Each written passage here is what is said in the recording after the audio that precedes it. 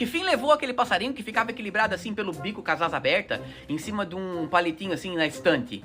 Que fim levou aquilo? Porque do nada, aquele passarinho que era o maior enfeite, que era o centro das atenções nas estantes das casas do final dos anos 90, começo dos 2000, sumiu. Aquilo, chegava uma visita, não mostrava pra visita o passarinho equilibrado. E cadê os passarinhos equilibrados que agora sumiram tudo?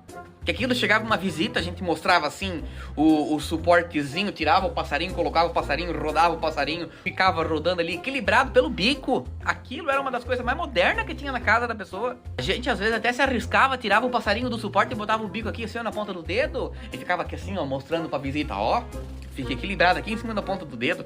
E cadê? Sumiram os passarinhos tudo. Tu não encontra em mais nenhuma casa um passarinho que se equilibra pelo bico. Porque aquilo, quando apareceu nos lugares pra comprar, todo mundo comprava. Vinha o suporte, o passarinho que tu botava pelo bico em cima do suporte, e sem cair, e não caía. Rodava, e não caía.